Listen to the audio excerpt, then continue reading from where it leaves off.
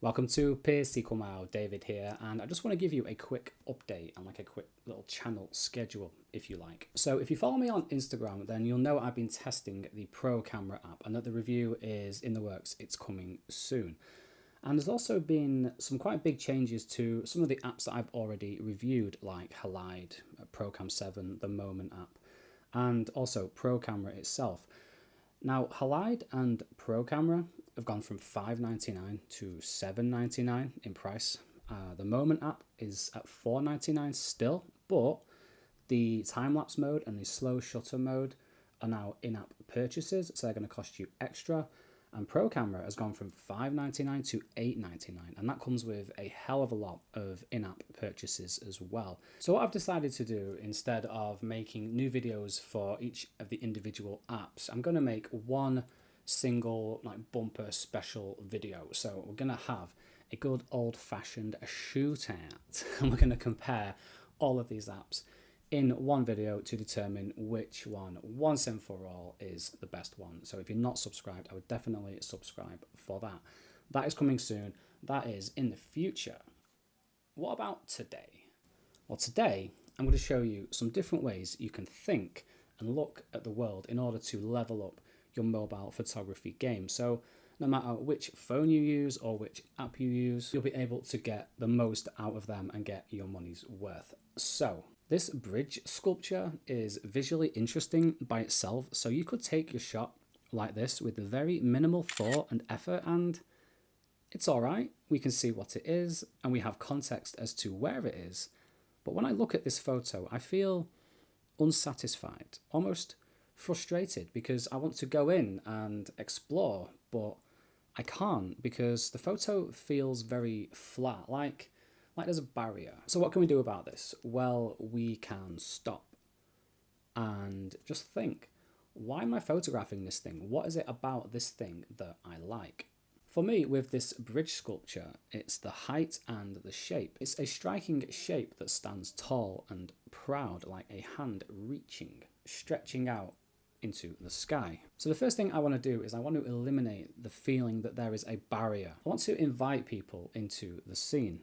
And I can do that by using the surrounding element to create depth. And one of the best ways to do that is with lines. By having a line lead from the edge of the photo and into the frame, I can invite the eye in and guide it around. It's like an easy access point. It's like a follow me, if you will. And these lines can literally be anything: a curb, a road, a river, a handrail, a shadow, a cable. And whatever they are, once you start seeing them, you'll find that they're everywhere. But some aren't so obvious. You may have to change your perspective, move around, look around, like crouch down, look up, tilt your phone to the side in order to find them. Here though, I'm quite spoiled for choice. I have these cables, these handrails, the bridge itself, and there's a walkway.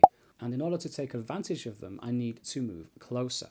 So while I'm still feeling out the area, my first couple of tries don't really work out. They're not exactly what I'm looking for. So I just move and I try again. And this is fine. You may not get the right angle or the right look at first, but don't be afraid to move around, look around, and try different things.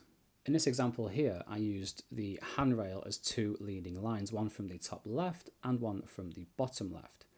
And here's an example of getting right up close and using one of the supporting cables from the right. And here, I used the outside edge of the bridge itself. But going back to this image for a moment, there's something else happening here, and that's the rule of thirds. The rule of thirds works by dividing the scene up into thirds using 4 lines, 2 vertical and 2 horizontal. Then we place something of interest on one of the 4 lines or one of the points where the lines intersect. So in this image here, I have the leading lines leading over to the structure that has been placed on the right hand vertical line. The rule of thirds can help draw viewers' eyes into the photo because by placing the subject off center and on one of these lines or points, you can use the rest of the frame to help draw the eye with either a leading line or an empty space. You'll find the rule of thirds everywhere in TV, film, and photography. The next time you turn on your TV or watch a film, I guarantee you won't have to wait long for the rule of thirds to make an appearance. Most camera apps, including the one that comes built in with the iPhone, has the rule of thirds as an option in the settings, so I recommend that you turn it on and try it out if you haven't already done so.